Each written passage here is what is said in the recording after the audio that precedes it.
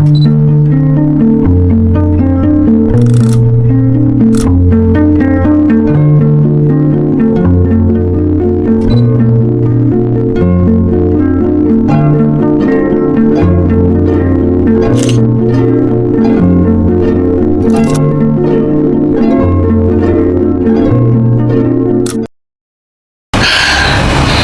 gue banyak banget lagi, mana harus bikin makalah tentang sistem perbankan. Kan kalau kayak gitu gue harus nge-research datanya. Mana gue nggak bisa pergi. Gue telepon teman-teman gue aja ya, biar siapa tahu mereka mau bantu.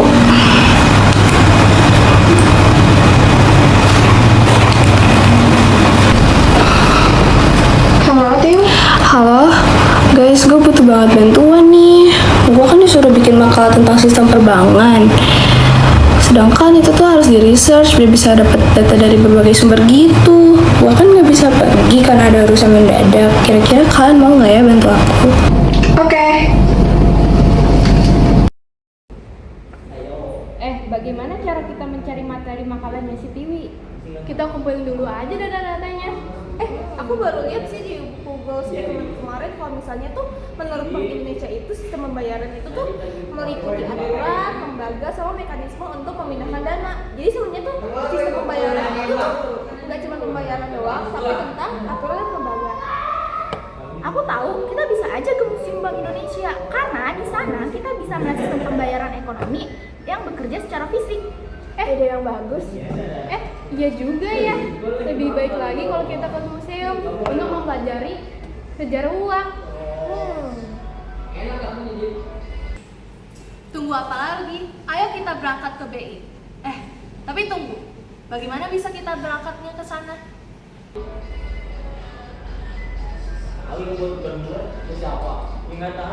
Lah iya ya, aku nggak kepikiran sampai sana. Naik apa ya?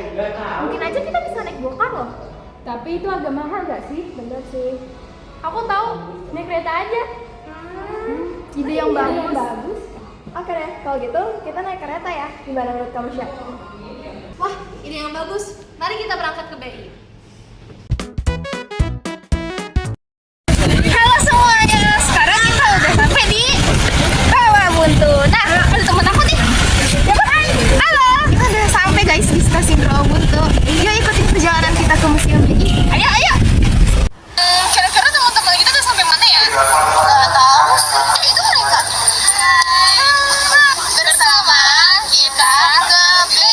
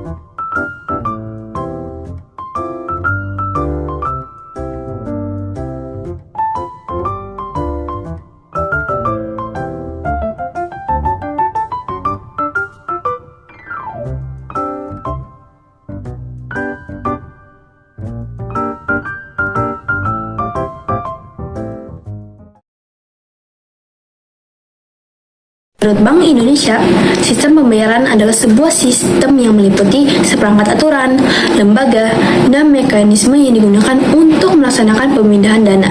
Tujuannya untuk memenuhi suatu kewajiban yang timbul dari suatu kegiatan ekonomi. Ada banyak sistem pembayaran yang ada di masyarakat dalam melakukan kegiatan transaksi jual beli. Orang-orang tidak hanya membeli suatu produk menggunakan uang tunai saja, bahkan ada yang menggunakan uang non-tunai seperti e-money atau bahkan cryptocurrency. Jadi, secara garis besar, sistem pembayaran dibagi menjadi dua, yaitu sistem pembayaran tunai dan juga sistem pembayaran non-tunai. Lalu yang kedua ada alat pembayaran. Jadi di sini aku bakal ngejelasin tentang alat pembayaran tunai dan non tunai. Jadi alat pembayaran tunai sendiri adalah alat yang digunakan untuk melakukan pembayaran suatu transaksi menggunakan uang atal, bisa menggunakan uang kertas atau uang hologram. Jadi uang tersebut tuh sudah jelas sah di Indonesia ya guys. Lalu yang kedua itu ada uang non tunai. Jadi non tunai itu alat yang menggunakan dalam proses pembayaran tanpa menggunakan uang tunai atau uang kartal, melainkan uang non tunai. Contohnya seperti kris, debit, terus transfer juga bisa, e-money segala macam. Gitu. Oke teman-teman, jadi di Indonesia hanya ada 3 macam alat pembayaran yang disahkan. Yang pertama, uang kertas dan koin. Yang kedua, kartu debit. Dan yang ketiga, e-money. Alat pembayaran non-tunai berbasis kertas antara lain adalah cek, biliet giro, nota kredit, dan juga nota debit. Selanjutnya adalah alat pembayaran non-tunai berbasis kartu atau APMK.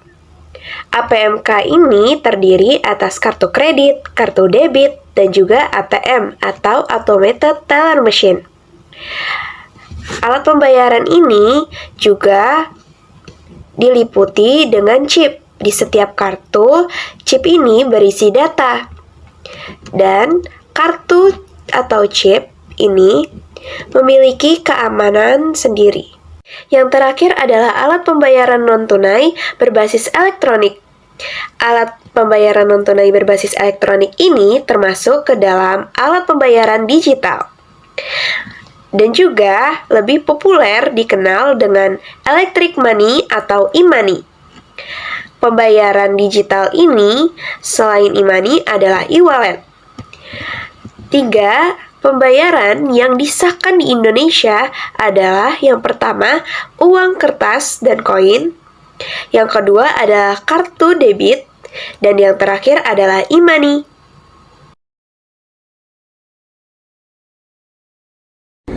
Nah guys, jadi pada zaman kerajaan dulu, mereka tidak menggunakan uang kertas sebagai alat pembayaran, namun bisa berupa emas, perak, uang kepeng, dan lain hal sebagainya.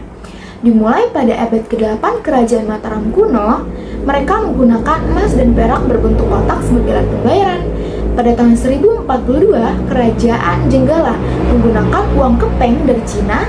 Selanjutnya pada tahun 1293, kerajaan Majapahit menggunakan mata uang tahil berupa koin. Selanjutnya pada tahun 1300, kerajaan Goa menggunakan uang koin yang berasal dari campuran timah dan juga tembaga sebagai alat pembayaran. Dan pada tahun 1332, kerajaan Buton, kerajaan pertama yang menggunakan uang berbahan kain tenun sebagai alat pembayaran. Baik, sekarang kita bisa masuk ke dalam materi nominal ORI. ORI pertama mulai didistribusikan pada 30 Oktober 1946 dengan nominal 1 sen, 5 sen, 10 sen, setengah rupiah, 5 rupiah, 10 rupiah, dan 100 rupiah. Nah, sekarang kita masuk ke ORI yang kedua, Yogyakarta 1 Januari 1947 yang mempunyai 4 pecahan yaitu 5 rupiah, 10 rupiah, 25 rupiah, dan 100 rupiah. Dengan 25 rupiah mempunyai bentuk yang berbeda.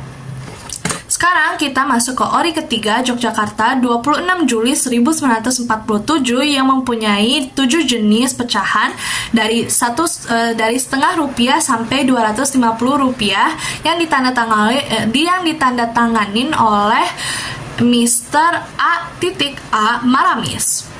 Ori yang keempat yaitu Yogyakarta 23 Agustus 1948, terdiri dari 40, 70, 5, 100 rupiah yang tersangka sekaligus termahal yaitu 600 rupiah unissued yang ditandatangani oleh Mr. Muhammad Hatta. Ori yang terbaru Yogyakarta 17 Agustus 1949, uang yang dengan sangat detailnya tinggi banget terdiri dari pecahan 10 sen, setengah rupiah, 10 rupiah, dan 100 rupiah yang ditandatangani oleh Mr. Lokman Hakim. Kita beralih kepada peran Bank Indonesia. Bank Indonesia berperan sebagai fasilitator dan regulator pengembangan, kemudian memberikan izin yang sesuai sebagai lembaga pengawasan, serta mengurangi risiko sistem pembayaran sebagai lembaga penyelenggara.